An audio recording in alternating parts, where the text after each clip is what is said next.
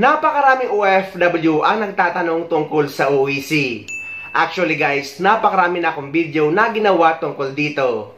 Pero dahil sa napakarami pa rin nagtatanong, kaya sasagutin natin isa-isa sa pamamagitan ng video para mapanood din ng mga OFW na may parehong katanungan at para matulungan din sila nito. Number 1. Nagamit na daw niya yung kanyang OEC nung pumunta siya sa ibang bansa kasama yung anak niya. And after 1 month, umuwi siya sa Pilipinas para ihatid yung anak niya at babalik ulit siya sa ibang bansa. Pero hindi siya makakuha ng panibagong OEC dahil nga still valid pa yung una niyang nakuha. Magkakaproblema daw ba sa immigration?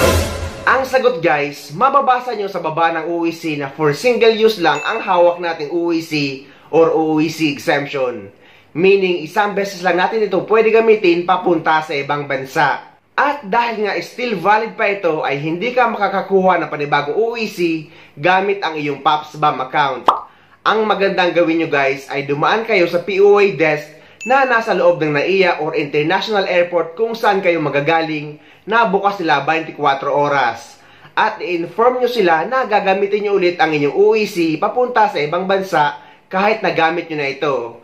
At least guys, maayos nila sa system or ma-inform nyo sila para hindi kayo magkaproblema sa immigration.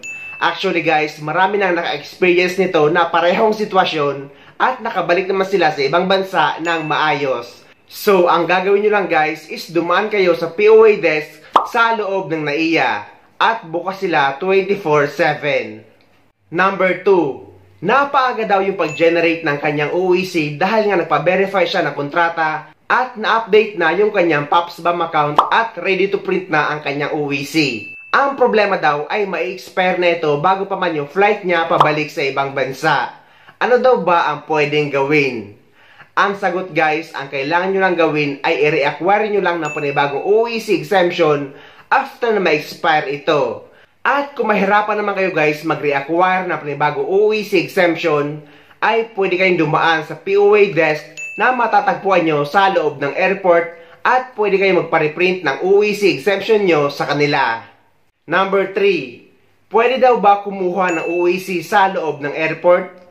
Ang sagot guys, kung for OEC exemption kayo ay pwede kayo kumuha ng OEC exemption sa loob ng NAIA or sa kahit saang mang airport or international airport kung saan kayo magagaling pabalik sa ibang bansa. Meaning guys ng OEC exemption ay yung mga dati nang may OEC at babalik sa parehong employer na walang any employment changes.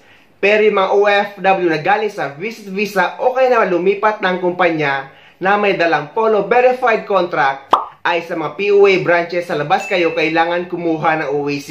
Dahil yung mga for OEC exemption lang ang mga pwede doon o kaya naman yung may mga emergency situation. Number 4. Kailangan pa daw ba pumunta sa POA kung updated na ang OEC o ready to print na ito after nila magpa-verify? Ang sagot guys, eto na nga yung bago sa POPSBAM ngayon na after nyo makapag-verify ay na-update na or nakakapag-generate na ng OEC sa account nyo. So kapag updated na ang account nyo after nyo magpa-verify ng kontrata, ay hindi nyo na kailangan pa pumunta sa POA. Kailangan nyo lang ito ipaprint. Pero kapag hindi pa ito updated, saka lang kayo pupunta sa POA office, dala ang mga requirements kagaya ng Polo verified contract, valid passport, visa at ang any proof of employment kagaya ng certificate of employment, residence ID or labor card. Number 5, at ito yung last.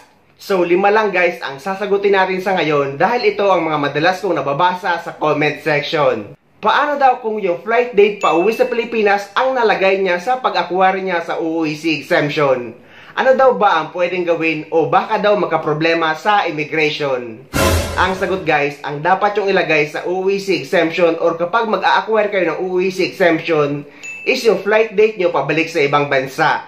Dahil ang OEC or OEC exemption ay ginagamit ng mga OFW kapag babalik na sa ibang bansa as documented OFW. Pero kung nakapag-acquire na kayo ng OEC exemption ay wala naman ding problema yon dahil ang mahalaga dito is ang validity ng OEC exemption nyo. Yung nakalagay na valid for exit up to at yung date. So as long as valid ito sa araw ng flight nyo ay okay lang yan. At just in case man aabutan nito ng expiration bago pa man ang flight nyo sa ibang bansa, gaya nga ng nabanggit ko kanina, ay kailangan nyo lang mag-reacquire ng panibagong OEC exemption sa inyong POPSBAM account.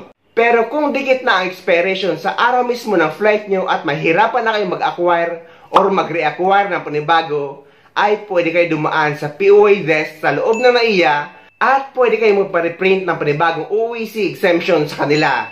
Basta guys, kahit anong problema sa POA record nyo, sa OEC or sa POPSBAM, ay dapat pupunta kayo or dadaan kayo sa POA desk para maayos ito. At sa mga hindi naman marunong mag-acquire ng OEC exemption online, ay meron akong mga video tutorial na ilalagay ko sa description ng video na ito, pati yung mga ibang link na makakatulong sa inyo. So ayun guys, sana may nakuha kayong idea at sana nakatulong ang video na ito sa inyo. At sa mga hindi pa dyan nakasubscribe sa channel ko, please don't forget to subscribe my YouTube channel and please click the notification bell para lagi kayong updated sa mga upcoming videos na gagawin ko tungkol sa mga updates sa ating mga OFW. Mula dito sa Dubai, maraming salamat. See you next time.